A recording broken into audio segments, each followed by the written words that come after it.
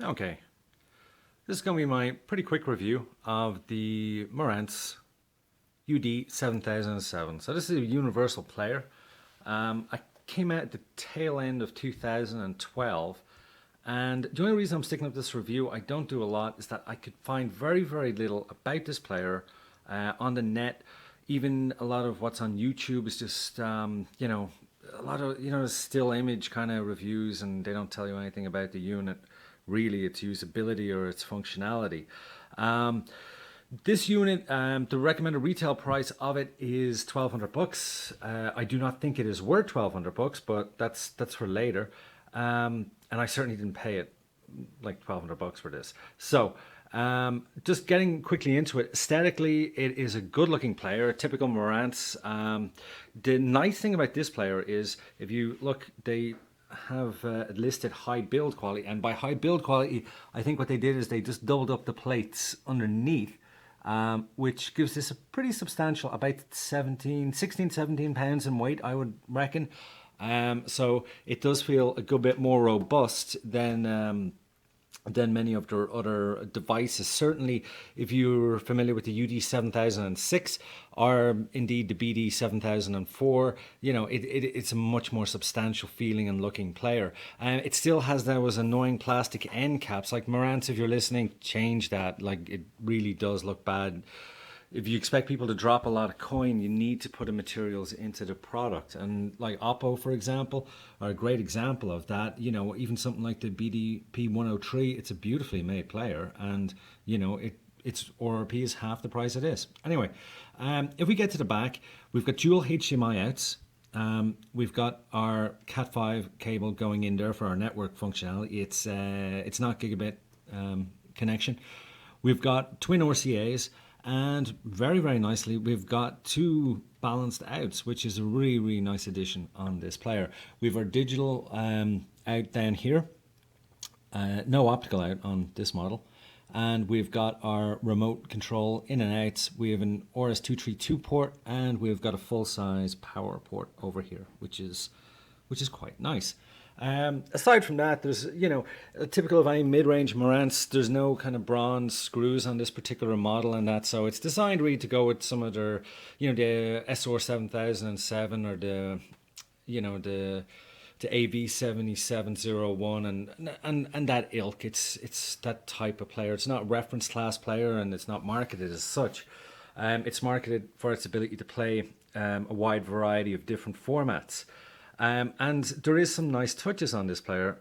The thing that attracted me to this player is the universal moniker. I don't like having too many different controllers and that to play my different devices or my different formats. And it is sometimes nice to have simply a single one to do it. So if we have a quick look here, I'm playing a Super Audio CD. And I like Super Audio CDs. They're, okay, people debate on the quality difference, but this player plays them, and it plays them flawlessly. The remote control is a simple enough Marantz affair. It controls my Marantz amp. I threw in a Marantz amp here just to show, and it works fine. And it can change my inputs in and out, and mute it, and power it up and down, and power my power amp up and down. So it's great. It works very, very well. There is there's some nice little functions on the playback end of things. You can change the layers, as in the disc layer. So, for example, this Super Audio CD has got a stereo layer as well, and as we can see, it will show on our display that we're playing in 2-channel. And it shows our HDMI connection there. And then down on our amp, we can see the DSD stream getting passed from the UD, which is great. And it works very, very well. The transitions are really good. And it's not like, for example, the Pioneer BDP Super Audio CD player, in which that you have to open the tray to change layers, which is crazy, but you do. So I'm just stopping this for a moment. And one other feature is the transport's very, very nice, very rigid. So we're going to have a look at the opening here. And it's got that slightly it'll probably be hard to see in the video, but it's got that slightly rubberized transport. So the discs kind of, they don't rattle on it. They kind of, they slide in and they kind of, they're kind of like semi-gripped into place. It's a nice touch. It's similar to if you have ever had the SA8004, although that tray is a little bit nicer than this one. But this one is still, it's certainly it's a step up from the the UD5005 or the 5007. I think I haven't played it with 5007 in quite a while, so I can't remember exactly what the tray was like, but this is nice. We've got front USB functionality here. I've tried the playback of pretty much everything. Works fine. The one issue I did run across was that it does not play multi-channel FLAC files.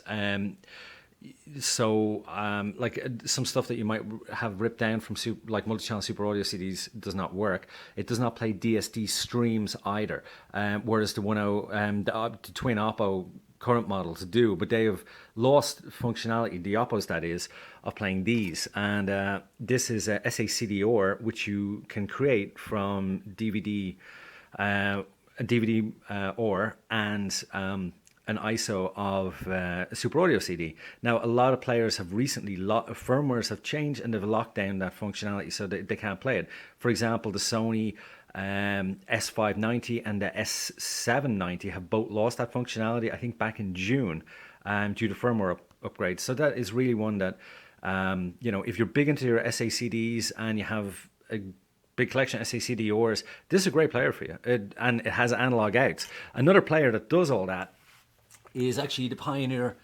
BDP62FD. But that player does not have any analog out. So if you're a big 2-channel guy, that could be a deal killer. Plus the UI is pretty horrible. So just talking about UIs, let's have a quick look at the Marantz. This is really, really familiar stuff, and it's virtually identical to the 5005. We've got a home screen, and we've got media player, Netflix, YouTube, Voodoo HD, Voodoo apps, and setup.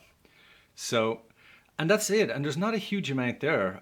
If we go into media player, that pulls up, let's say, all our various kind of network stuff. So I can see my home network service. Now this might be a little bit slow because this particular NAS I've just connected to is a very slow NAS. So this is not, the functionality of this player is a lot quicker than this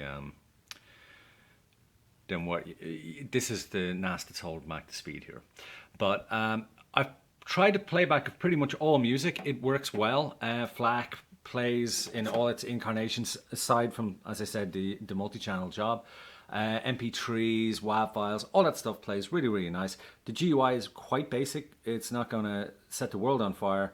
The sound quality is very, very good, especially on the analog outs. I like them. I always like the Marantz analog sound. It's always had, it's got a nice warmth to it.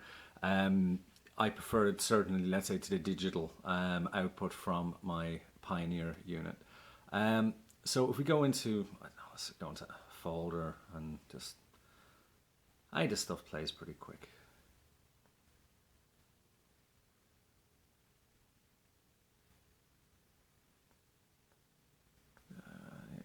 So you're getting an idea, do you? And it's just a little bit of FLAC playing there, so it's grand. It sounds really, really nice, and that's it. The other functionality that gives us is the video playback. The video playback is particularly good. I like it. I like the way the upscaling is quite good on lower res files. I've tested pretty much all incarnations of MKV and MP4 files. They play good. There's no issues with them. Let's go in and we'll play a bit here now.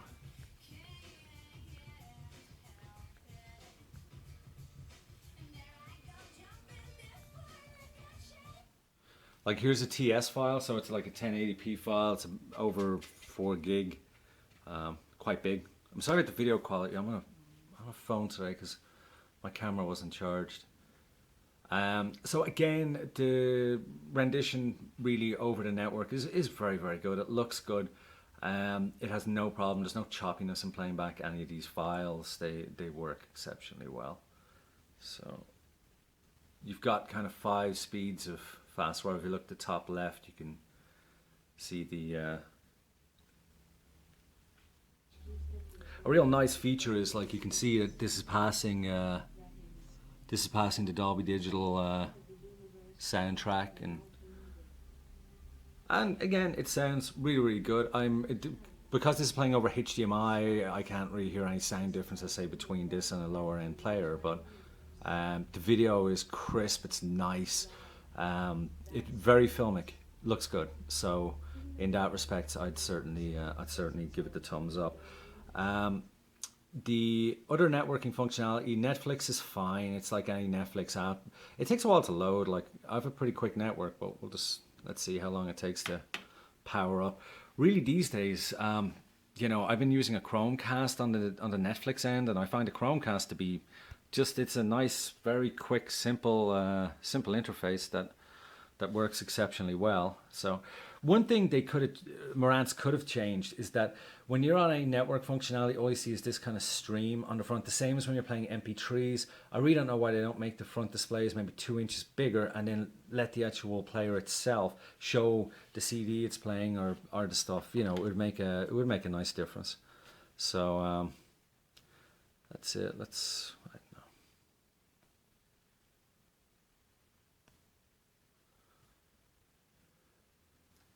So this is just Netflix kind of loading back in. I just hit resume on something I was looking at earlier, so. It does take a little while. It's not quite as fast as the Chromecast. And when it starts, it's always a bit more pixelated and choppy. And then after a minute or two, it's like it clicks into the higher mode once it picks up the actual the streaming speed. So you're probably not going to notice on this camera. But anyway, that's that. Blu-ray playback is fine. There's no issues with it. It works like pretty much like a guy lambasted me on a different review I did in which I did not do the Blu-ray playback, and that's because if you're paying $1,200 or $500 these days for a player and it doesn't do your Blu-ray playback well, there's kind of something pretty much off. The other thing there is, if we have a quick look, we've got our direct access to pure direct modes on the remote itself. Sorry, this camera is really bad at focusing. So we've got our pure direct there. We've got audio, subtitles, all that sort of stuff, and it works fine. So that's pretty much it. This is just a quick overview. It's not meant to be a comprehensive review. Just as a value prospect, is it worth $1,200? No, God no. Is it worth $5? Yes. $6? Yes. $7? Maybe. So that's pretty much where we are. It's the most expensive player I've bought in a while, and I'm happy enough with it. It's a little bit early to say. I haven't done any real critical listening or viewing with it, but I'm quite happy with it. If you can get one of these at a discount, by all means, go with it. Do not buy one of these at recommended retail because, there is a much better player out there. It's called the BDP 105 Oppo, which is vastly better than this. But, again, you're not going to find any discounts on that unit. So if you can find this unit at half retail, yeah, go with it. Anyway, thanks for looking. Hope I haven't bored you. Bye now.